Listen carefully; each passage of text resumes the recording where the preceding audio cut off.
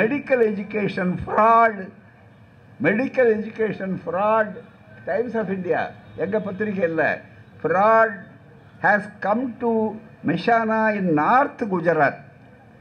A homeopath paid 16.32 lakh for admission to an MBBS course from a UP university.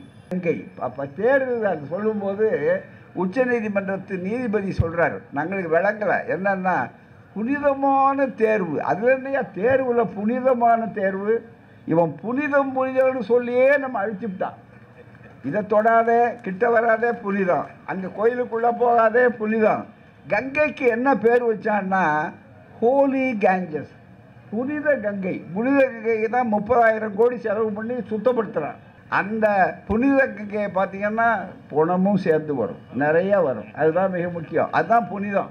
இப்படி எல்லாம் புனிதம் புனிதம். இப்பவும் பாருங்க, அங்கே மேலே போய் உட்காந்துக்கிட்டு எழுதும்போது புனித பாருங்க. அந்த தேர்வில் என்னையா புனிதம் இருக்குது? பெரிய முக்கியமாக கேட்குறான், ஜெயிக்கிறான், தோக்கிறான், இதுதான் மிக முக்கியம். எப்படி ஏமாத்துறாங்க ஒவ்வொரு இடத்துலையுங்கிறது பெரியார் கண்ணாடி போட்டு பார்த்தாதான் அது தெளிவாக தெரியும். அரசியல் சட்டத்தை எழுதினவரே ஹைகோர்ட்டில் வந்து வாதாடுறார். அதே அல்லாடி கிருஷ்ணசாமி ஐயர் பொய்யான அஃபிடவிட் கொடுத்த ஒரு பெண்ணுக்காக உச்சநீதிமன்றத்திலையும் வாதாடுகிறார். நம்ம ஆட்கள்லாம் அவ்வளோ பெரிய நிலைக்கு போன பிற்பாடு கோர்ட்டுக்கே வரமாட்டாங்க. காரணம் மான ஈனம் முக்கியம் அல்ல அவங்களுக்கு, அவங்களுடைய இனமானந்தான் முக்கியம், அவருடைய சுயநலம்தான் முக்கியம். நம்ம சமூகத்தில் இன்னமும் அனுமார்களையும் அதே சுக்ரீவன்களையும் விபீஷணர்களையும் பிரகலாதன்களையும் உருவாக்குகிறார்கள். அவர்களை கவனப்படுத்த வேண்டும் என்று சகோதரர் திருமா அவர்கள் சொன்னதற்க ரொம்ப மிக முக்கியமான பாடம்.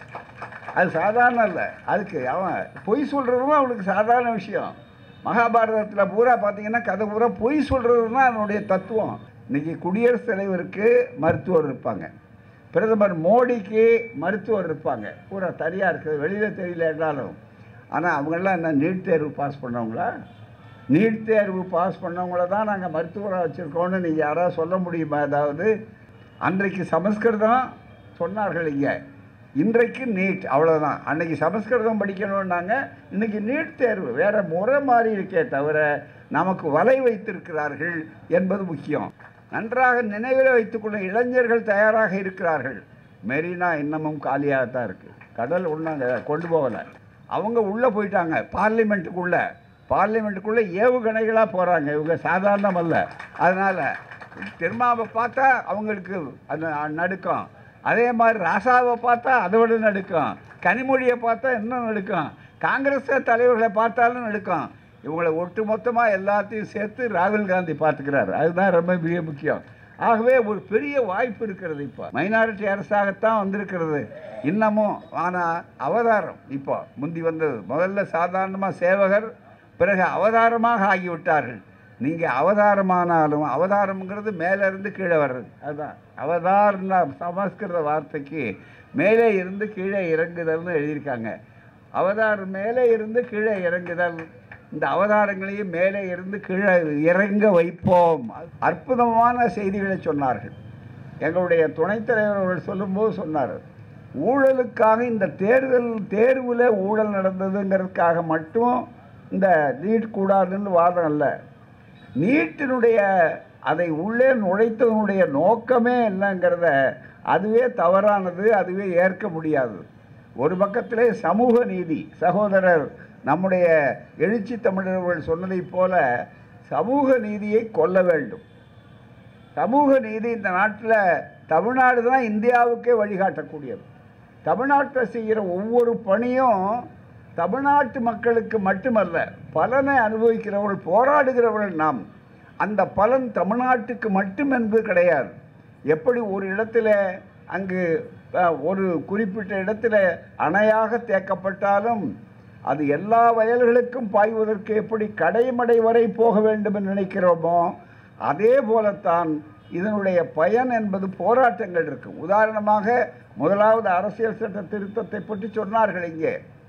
அந்த முதலாவது அரசியல் சட்ட திருத்தம் கம்யூனல் ஜிஓ இருந்தபோது பிற்படுத்தப்பட்டவர்கள், ஒடுக்கப்பட்டவர்கள் என்று சொல்லும்போது அது தமிழ்நாட்டுக்கு மட்டும்தான் இருந்தது. தமிழ்நாடுனா அன்றைய சென்னை மாகாண அமைப்பு, பிறகு தமிழ்நாடு. ஆனால் அதுக்கு அடுத்தது எப்படி வந்ததுன்னா, இந்த வழக்கு போட்டது ஒரு மறைமுக நன்மை ஏற்பட்டது. அது கேடுதான், பொய்யான பிரமாண பத்திரம். சண்பகம் துரைராஜனுங்கிறவங்க மனுவே போடலை மருத்துவக் கல்லூரிக்கு. எவ்வளவு தைரியம் இருந்தால் மனுவே போடாமல் போய் ஃபால்ஸ் அஃபிடவிட்டு, நான் மனு போட்டிருக்கேன், எனக்கு இடம் கிடைக்காம போகலாம், இடம் கிடைக்கலங்கிறது போகலை. ரிட்டினுடைய தத்துவம் என்னன்னா, சட்டம் படித்தவர்களுக்கு சொல்கிறோம், where there is a legal right there is a legal remedy. இதுதான் அடிப்படையானது, இதுதான் சட்டம்.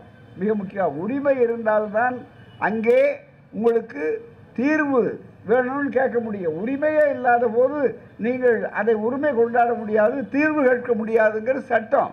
ஆனால் அதெல்லாம் மறைச்சிட்டாங்க. ஆனால் எப்பேற்பட்டவர்கள் அவர்கள் இருப்பார்கள், என்ன செய்வார்கள் சொன்னார் பாருங்க சகோதரர் கொஞ்ச நேரத்துக்கு முன்னால். எதையும் செய்வார்கள்ங்கிறதுக்கு அடையாளம் இதுவும் உதாரணம். அதில் அரசியல் சட்டத்தை எழுதினவரே ஹைகோர்ட்டில் வாதாடுறார். அதே அல்லாடி கிருஷ்ணசாமி ஐயர் பொய்யான அஃபிடவிட் கொடுத்த ஒரு பெண்ணுக்காக உச்சநீதிமன்றத்திலையும் வாதாடுகிறார். நம்ம ஆட்கள்லாம் அவ்வளோ பெரிய நிலைக்கு போன பிற்பாடு கோர்ட்டுக்கே வரமாட்டாங்க.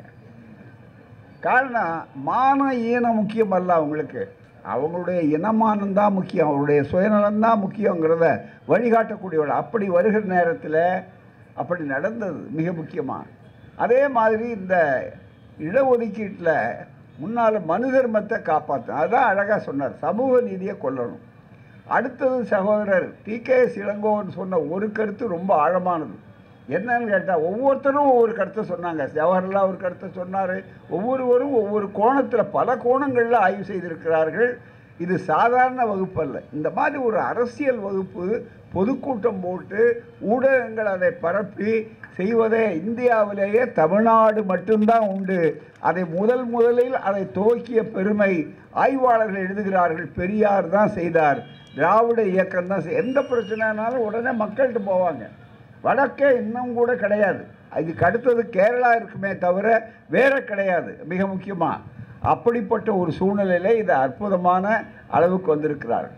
இவர்கள் சொல்லும்போது சொன்னார்கள், இது ஒரு சைக்கலாஜிக்கல் வார். இந்த மைண்ட்ஸ் அப்படி battle must be fought in the minds என்று மண்டல் கமிஷனில் ஒரு வார்த்தை இருக்குது. சுயமரியாதை இயக்கம் என்ன செய்தது என்று எழுதும்போது, the battle was not on the streets but in the minds of the people என்று அதை எழுதுகிறார் மண்டல் அவர்கள்.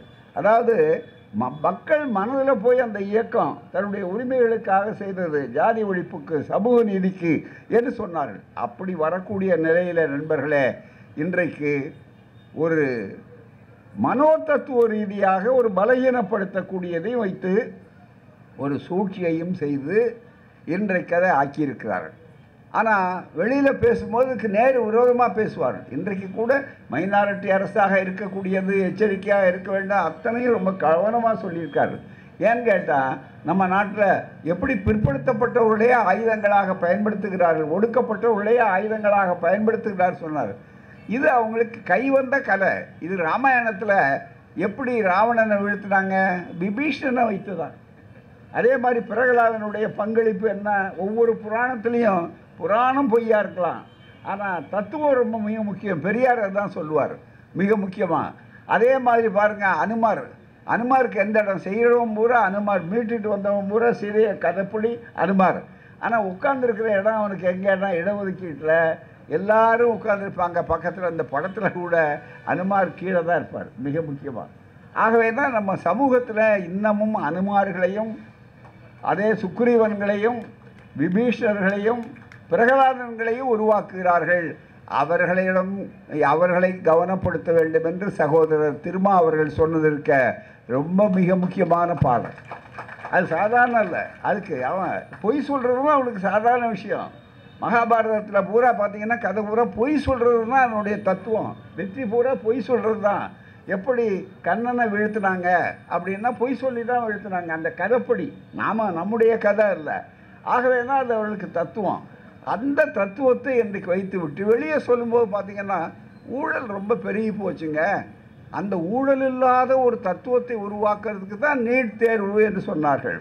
ஒன்றை ஒரு சொல்கிற நேரம் இல்லாதனால ஒன்றை சொல்லுகிற என்னென்னா, நண்பர்களே, இந்த பாருங்கள், இன்னைக்கு காலையில் வந்திருக்கிற ஒரு செய்தி, டைம்ஸ் ஆஃப் இந்தியா, நம்ம டைம்ஸ் ஆஃப் இந்தியாவில் வந்திருக்கிற செய்தி, homeopath pays ₹16 lakhs for MBBS seats, gets degree in a month. இதாங்க ஊழலை ஒழிக்கிற அரசாங்கம். ஊழலை ஒழிக்கிறதுக்காக தான் 3வது முறை வந்திருக்கார் அவர். ஊழலை ஒழிக்கிறவர் எங்கே தெரியுங்களா? குஜராத்தில். அதுதான் வேடிக்கை. அகமதாபாத். இந்த செய்தி சுருக்கமாக உங்களுக்கு அதை மட்டும் சொல்கிறேன், விளக்க வேண்டியதில்லை. Ahmedabad, even as the uproar over the alleged irregularities of NEET. அதை ஆரம்பிக்கும் போது எப்படின்னு, நீட்டை பற்றி ஒரு எங்கே பார்த்தாலும் இப்போ பிரச்சனை, அதில் ஒழுங்கு நல்ல கோளாறு இருக்குது அப்படின்னு சொல்லக்கூடிய அளவுக்கு வந்தாலும் அதில் இருக்க இது ஆங்கிலம் பெரும்பாலும் தெரிஞ்சவங்க, அதனால் படிக்கிற கேளுங்க. Even as the uproar over the alleged irregularities in NEET for admissions to MBBS courses continues. இப்போ அது பிரச்சனை இருக்குது. ஏ ஷாக்கிங் கேஸ், அதிர்ச்சி விட்டக்கூடிய வழக்கு. A shocking case, medical education fraud. Medical education fraud. Times of India, எங்கள் பத்திரிகை இல்லை, fraud has come to Mehsana in north Gujarat. A homeopath paid 16.32 lakh for admission to an MBBS course from a UP university. UP university, அதுதான் ரொம்ப புனித கங்கை. அப்போ தேர்வு அது சொல்லும்போது உச்சநீதிமன்றத்து நீதிபதி சொல்கிறார், நாங்களுக்கு விளங்கலை என்னன்னா, புனிதமான தேர்வு. அதுலேருந்தையா தேர்வில் புனிதமான தேர்வு? இவன் புனிதம்னு சொல்லியே நம்ம அழிச்சுட்டான். இதை தொடாதே, கிட்ட வராதே, புனிதம். அங்கே கோயிலுக்குள்ளே போகாதே, புனிதம். கங்கைக்கு என்ன பேர் வச்சான்னா ஹோலி கேஞ்சஸ், புனித கங்கை. புனித கங்கைக்கு தான் 30,000 கோடி செலவு பண்ணி சுத்தப்படுத்துகிறான். அதோட புனித கங்கை இப்போ ஏன் சுத்தப்படுத்தணும்? மிக முக்கியமாக 30,000 கோடி செலவு பண்ணால் அது பிரயோஜனம் இல்லைன்னு முடிவு பண்ணிட்டான். இன்னுமே செலவே பண்ணக்கூடாது. அதுதான் என்ன, மற்ற ஊர் நம்ம இதெல்லாம் மற்ற தண்ணி மட்டும்தான் வரும். நம்ம காவிரியில், ஆவரி பிரணையில், மற்ற இதில் பெண்ணாறில் தண்ணி மட்டும்தான் வரும். அந்த புனித கங்கையை பார்த்திங்கன்னா புணமும் சேர்ந்து வரும், நிறையா வரும். அதுதான் மிக முக்கியம், அதுதான் புனிதம். இப்படி எல்லாம் புனிதம் புனிதம். இப்பவும் பாருங்கள், அங்கே மேலே போய் உட்காந்துக்கிட்டு எழுதும்போது புனித பாருங்க. அந்த தேர்வில் என்னையா புனிதம் இருக்குது? பெரிய முக்கியமாக கேட்குறான், ஜெயிக்கிறான், தோக்கிறான், இதுதான் மிக முக்கியம். எப்படி ஏமாத்துறாங்க ஒவ்வொரு இடத்துலையுங்கிறது பெரியார் கண்ணாடி போட்டு பார்த்தாதான் அது தெளிவாக தெரியும். அந்த அடிப்படையில் MBBS course from a UP university and received his degree and certificate within a month, making full payment without attending a single class or taking any exam. ஒரு பரீட்சை கிடையாது, ஒரு நாள் போய் உள்ளே உட்காரல, எதுவுமே இல்லை. 16.32 லட்சம் 32,000 16,32,000 கொடுத்த உடனே அவருக்கு MBBS டிகிரி. அதுக்கு என்ன தெரியுங்களா? படிப்பு புதுசாக அதுக்கு வச்சுருக்காங்கன்னா All India Alternative Medical Council. அதாவது ஆல் இண்டியா மெடிக்கல் கவுன்சில். இவங்கெல்லாம் தரத்தை பாதுகாக்கிறவங்க. தயவு செய்து எண்ணி பாருங்கள், எவ்வளவு மோசடியை நம்ம மீது திணித்து நம் பிள்ளைகள் மேலே வந்துட்டு இருக்கிறாங்க. இன்றைக்கி அமெரிக்காவில் இருக்கிறதெல்லாம் எடுத்து சொன்னார்கள் பூராமே. அவ்வளவு தூரம் போக வேண்டாம். இன்றைக்கி குடியரசுத் தலைவருக்கு மருத்துவர் இருப்பாங்க, பிரதமர் மோடிக்கு மருத்துவர் இருப்பாங்க, பூரா தனியாக இருக்குது, வெளியில் தெரியல என்றாலும். ஆனால் அவங்களாம் என்ன நீட் தேர்வு பாஸ் பண்ணவங்களா? நீட் தேர்வு பாஸ் பண்ணவங்கள தான் நாங்கள் மருத்துவராக வச்சுருக்கோன்னு நீங்கள் யாராவது சொல்ல முடியுமா? அதாவது தகுதி திறமை என்று பேசிக்கொண்டிருக்கிற சூழ்நிலையில். எனவே இவ்வளவு பெரிய கொடுமைகள் இருக்கின்றன. ஆகவே முதல்ல மனோதத்துவ ரீதியாக சமூக நீதியை கொல்லுவதற்காக இந்திய அரசியல் சட்டத்தில் பாபா சாஹேப் புரட்சியாளர் அம்பேத்கர் அவர் எடுத்த உடனே நீ ஜஸ்டிஸ் முதல் வார்த்தை அந்த அரசியல் சட்டத்தில். இது முகப்புறையில் justice social, economic and political. அரசியல் கூட கடைசியாக தான் வச்சுருக்காரு. எக்கனாமிக் பொருளாதாரம் ரெண்டாவது, முதல்ல வச்சு சோஷியல் ஜஸ்டிஸ். அதை அழிக்கணுங்கிறதுக்காகத்தான் இந்த முறை. அன்றைக்கு சமஸ்கிருதம் சொன்னார்கள், இங்கே இன்றைக்கு நீட் அவ்வளோதான். அன்னைக்கு சமஸ்கிருதம் படிக்கணும்னாங்க, இன்னைக்கு நீட் தேர்வு வேறு முறை மாறி இருக்கே தவிர நமக்கு வலை வைத்திருக்கிறார்கள் என்பது முக்கியம். இந்த சூழ்நிலையில் ரெண்டு தான். அது மட்டுமல்ல, ஒன்று இன்னொரு கோணத்தில் ரொம்ப மிக முக்கியம். நண்பர்கள் சொன்னாங்க, ஐயா சொன்னார், அரசியல் சட்ட ரீதியாக ஒரே ஒரு கருத்தை சொல்கிறேன். ஏன்னா அடுத்த கட்டம் இருக்க பல முனை தாக்குதல் செய்ய வேண்டும். இது சாதாரண விட போகிறதில்ல. நீட் தேர்வு ஒழிகின்ற வரையில் இந்த அணி இருக்க இது தொடர்ந்து தெருமுனை சந்து பொந்து எல்லாம் பேசிக்கொண்டிருப்போம். இது இப்போ நல்ல வாய்ப்பாக என்னாச்சுன்னா, முதல்ல துவங்கும்போது 8 ஆண்டுகளுக்கு முன்னால் யார் யாரெல்லாம் நாங்கள் தொடங்கினோம். இன்றைக்கி பெரியார் தடலை எடுத்து சொன்னாங்க. இன்றைக்கி தமிழ்நாடு மட்டும்தானே கேட்குதுன்னு கேட்டாங்க. தென்னாடு கேட்டது. இப்போ ஆந்திராவில், கர்நாடகாவில் எல்லா இடத்துலையும் கேட்டாங்க. தென்னாடு தாண்டி இப்போ எங்கே கேட்குறாங்க? உத்தரப்பிரதேசத்தில் கேட்குறாங்க, குஜராத்தில் இருக்கிறவங்க கேட்குறாங்க, மற்ற இடங்களில். எனவே இது அகில இந்திய பிரச்சனையாக இன்றைக்கு வந்துவிட்டது. எல்லாவற்றையும் விட காங்கிரஸ் தலைவர் ராகுல் காந்தி இதை நான் மிக முக்கியமாக எடுத்து சொல்வேன் என்று ஒழிப்பதில் மிக முக்கியமாக இருக்கிறான். எல்லா தலைவர்களும் இன்றைக்கு பேசக்கூடிய அளவிற்கு இன்றைக்கு வந்திருக்கிறார்கள் என்று சொன்னால் அதனுடைய தன்மை நல்ல வாய்ப்பு இருக்குது. நீங்கள் சொன்னீங்க ஜல்லிக்கட்டு மாதிரி மற்ற போராட்டம் எப்போதுமே நீதிமன்றங்கள் அதில் நமக்கு தீர்ப்பு எப்படி வேணாலும் கொடுத்தாலும் அது ஒரு அடையாளம். நீதிமன்றமும் இப்போ கேள்வி கேட்டாலும் அதை நம்ப முடியாது 100க்கு 100. ஆனால் இறுதியாக நாம் நம்ப வேண்டியது மக்கள் மன்றத்தை தான். எனவே நீதிமன்றம் நமக்கு வாய்ப்பாக இருந்தால் சரி, ஆனால் வாய்ப்பாக இல்லை என்றாலும் மக்கள் மன்றம் தான் இறுதியில் முடிவு செய்யக்கூடியது. ஆகவே இந்த மக்கள் மன்றத்துக்கு நாம் போய் ஆகணும். அப்போ வரும்போது பல செய்திகளை பிரச்சாரம் செய்யும்போது இந்த நீட் தேர்வினுடைய மிக முக்கியமான ஒரு அம்சம் என்னன்னா, சமூக நீதியை கொல்வது மட்டுமல்ல, ஜஸ்டிஸ், எக்கனாமிக் என்று வருது பாருங்கள். அடுத்த 3 வார்த்தை சொன்னார் பாருங்கள் அந்த முகப்புரையில். சோஷியல், சமூக நீதி. எக்கனாமிக்னு வரும்போது நண்பர்கள் இங்கே சொன்னாங்க, நீங்கள் பெரும் பெரும் கார்பரேட்டுக்கிட்ட பணம் கொடுத்து வர்றவன் ஜெயிக்கிறான். அப்போ ஏழை எளியவர்கள் சகோதரர்கள் இங்கே சொன்ன மாதிரி ஏழை எளியவர்களுடைய பிள்ளைகள் வர முடியல. அவங்க பணம் கொடுத்து வர முடியல. பணம் கொடுக்குறவன் இன்றைக்கி கூட மிகப்பெரிய அளவுக்கு பணத்தை எடுத்திருக்கிறாங்க, செக் எடுத்திருக்கிறாங்க. மிகப்பெரிய அளவு 2,63,00,000 நேரடியாகவே கைப்பற்றி இருக்கிறாங்க. இது அத்தனையும் ஊழல்கள் ஒரு பக்கத்தில் இருக்குது. இதை எல்லாவற்றையும் பார்த்து கொண்டிருக்கிறோம். அதை தாண்டி அடுத்தது 3வது பொலிட்டிக்கல் ஜஸ்டிஸ். இந்த பொலிட்டிக்கல் ஜஸ்டிஸுங்கிறதுக்கும் நீட் தேர்வு, இந்த 3 அம்சங்களும் உள்ளே இருக்குது. அந்த பொலிட்டிக்கல் ஜஸ்டிஸ்ன்னு வரும்போது ஒரு செய்தியை மட்டும் இந்த நேரத்தில் சொல்கிறோம். அடுத்தது நாங்கள் இந்த அடிப்படையில் திராவிடர் கழகம் மிக முக்கியமான ஒன்று. உங்களுக்கு தெரியும், 3 பட்டியல் இந்திய அரசியல் சட்டத்தில் சுருக்கமான விளக்கம் சொல்கிறேன். பெரிய அளவுக்கு விளக்கம் தேவையில்லை, நேரத்தையும் கருதி. ஒன்றே ஒன்று என்னென்னா, 3 பட்டியல் உங்களுக்கு தெரியும். India, that is Bharat, shall be a union of states. இதுதான் முதல் ஆர்டிக்கிள், முதல் கூறு. இந்தியா அதாவது பாரதம் எல்லா மாநிலங்களையும் இணைந்த ஒரு கூட்டாட்சியாக இருக்கும். அதுதானே முதல். அப்போ மாநிலங்களுக்கு இருக்கிற உரிமைகளை பற்றி மிக முக்கியமாக சொல்லுகிற போது எந்த வாய்ப்பை சொல்லியிருக்கிறார்? ஆழமாக அம்பேத்கர் போன்றவர்கள் அந்த கமிட்டியில் இருக்கக்கூடியவர்கள் தயார் பண்ணி 3 கொடுத்துருக்குறாங்க. 7வது ஷெட்யூல், 7வது அட்டவணை. அந்த 7வது அட்டவணையில் மாநிலங்களுடைய உரிமைகள். அந்த மாநிலங்களுக்கு என்ன உரிமை, மத்திய ஒன்றிய அரசுக்கு என்ன உரிமை, ஒத்திசைவு பட்டியல்னு இருக்கு பாருங்க, கன்கரண்ட் லிஸ்ட். அது பொதுப்பட்டியல் இல்லை, பொதுங்கிற வார்த்தை காமன் லிஸ்ட் அல்ல, அதுக்கு பேர் கன்கரண்ட் லிஸ்ட். கன்கரண்ட் லிஸ்ட்னா கன்கர்னா ஒப்புக்கொள்ள வேண்டும். இன்னும் கேட்டால் அதில் என்னென்ன இருக்கோ அதை மாநில அரசுகள் ஒப்புக்கொண்டால்தான் அந்த பட்டியல் இருக்கும். அதுதான் சட்டபூர்வமான சரியான விளக்கம்.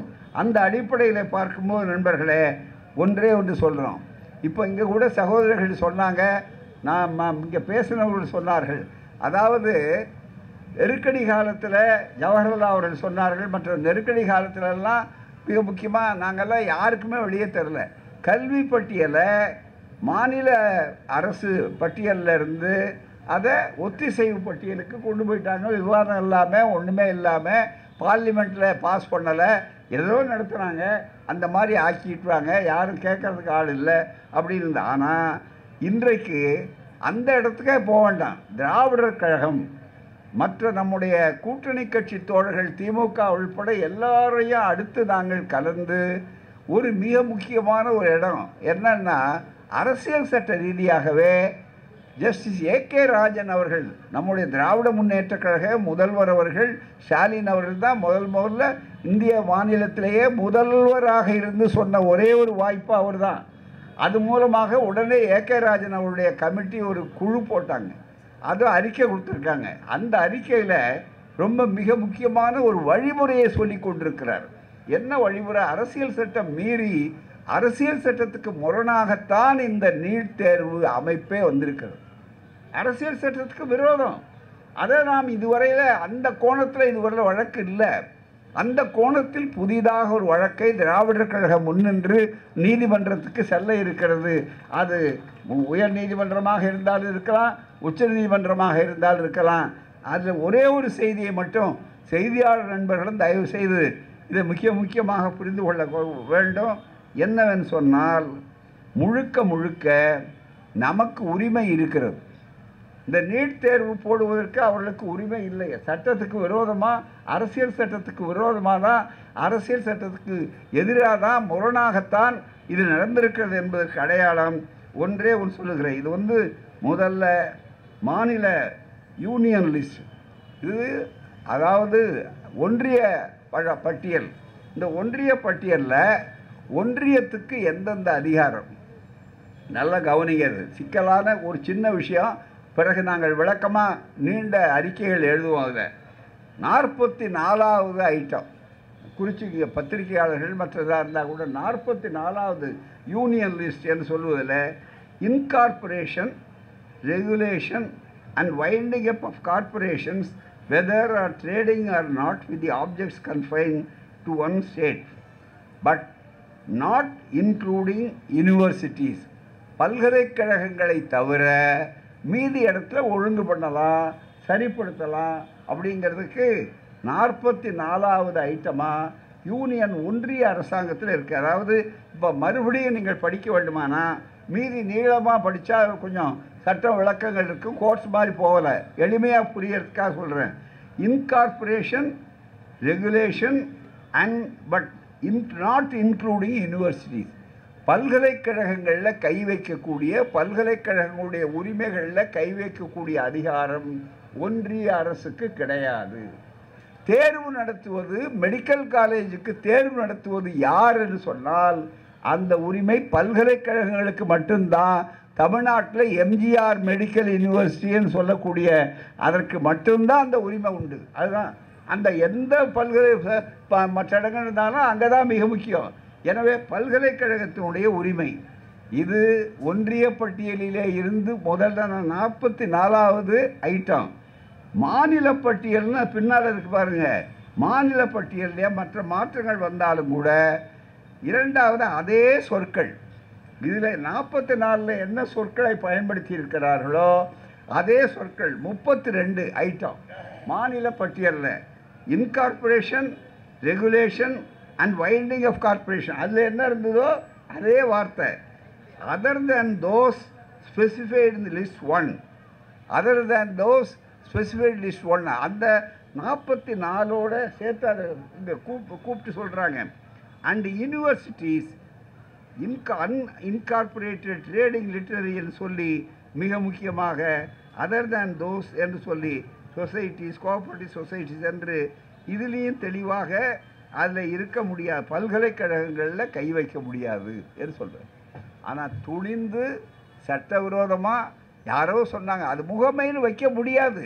இந்த மிக முக்கியமாக ஏஜென்சி எம்டிஏ என்று சொல்கிறாரோ மெடிக்கல், இந்த மிக முக்கியமாக தேர்வு முகமையா நேஷ்னல் என்டிஏ என்று சொல்லுவதற்கு பாருங்கள், சட்டவிரோதமான அமைப்பு, சட்டவிரோதம். அதுக்கு அரசியல் சட்டத்துக்கு நேர் விரோதமானது.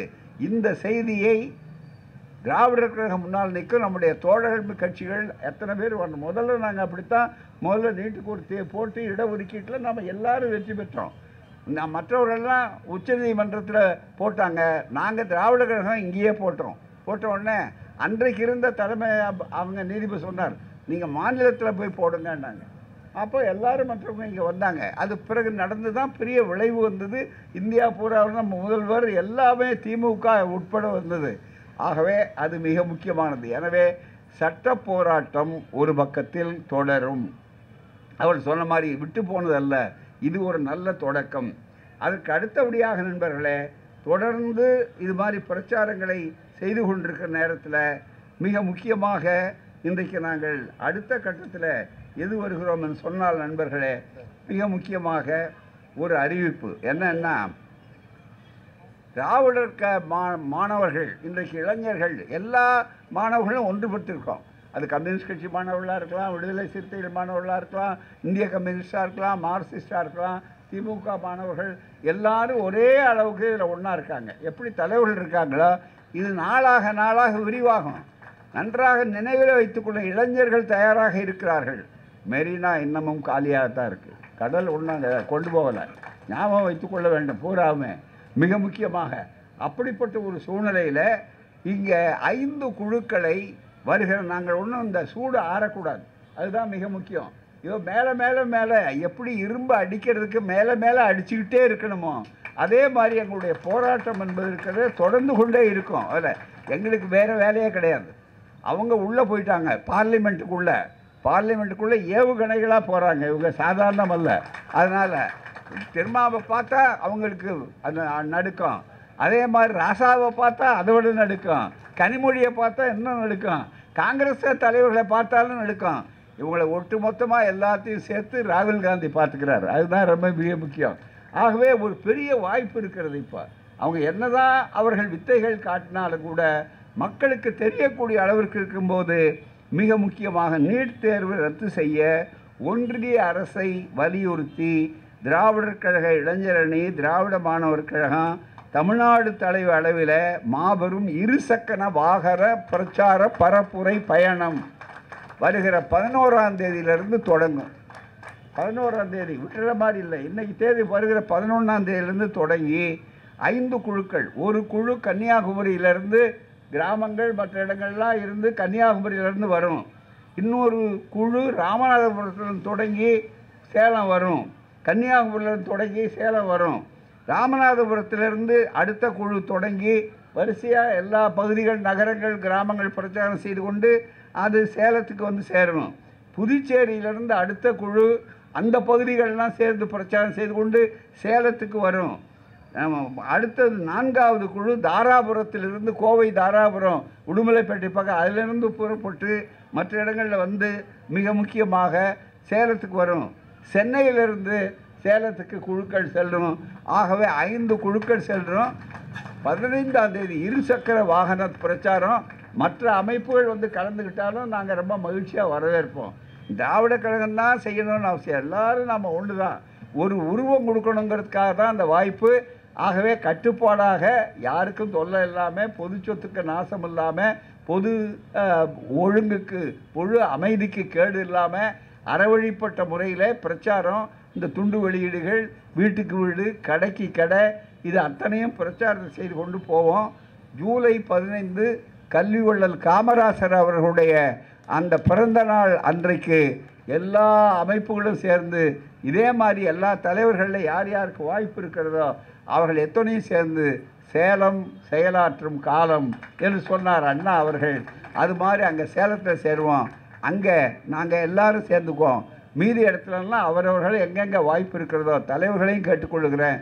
அந்தந்த அமைப்புகள் சார்பாக நீங்கள் எல்லோரும் உங்களுடைய பேராதரவு தேவை, பெற்றோர்களுடைய பேராதரவு தேவை, ஊடகத்தினுடைய பேராதரவு தேவை. எனவே இந்த தேவை என்பது எங்களுக்காக அல்ல, உங்களுக்காக, வருங்கால சந்ததிக்காக.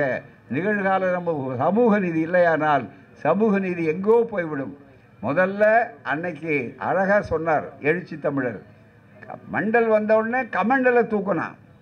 அந்த கமண்டலை காட்டினா கமண்டல் நடக்கலை. இன்றைக்கி கூட மைனாரிட்டி அரசாகத்தான் வந்திருக்கிறது இன்னமும். ஆனால் அவதாரம் இப்போ முந்தி வந்தது. முதல்ல சாதாரணமாக சேவகர், பிறகு அவதாரமாக ஆகிவிட்டார்கள். நீங்கள் அவதாரமானாலும், அவதாரம்ங்கிறது மேலேருந்து கீழே வர்றது. அதுதான் அவதார்னா சமஸ்கிருத வார்த்தைக்கு மேலே இருந்து கீழே இறங்குதல்னு எழுதியிருக்காங்க. அவதார் மேலே இருந்து கீழே இறங்குதல். இந்த அவதாரங்களையும் மேலே இருந்து கீழே இறங்க வைப்போம். அதுதான் மிக முக்கியம். அதுவரையில் போராட்டங்கள் நடக்கும். நாங்கள் உள்ளத்தால் ஒருவரே உடலினால் பலராய் காண்டாலும் அந்த வாய்ப்புக்கு ஒத்துழைப்புக்கு நன்றி. நன்றி தலைவர்களுக்கு நன்றி, ஊடகங்களுக்கு நன்றி, தோழர்களுக்கு நன்றி, அனைவருக்கு நன்றி. பயணங்கள் முடிவதில்லை, லட்சியங்கள் தோற்பதில்லை. நன்றி, வணக்கம்.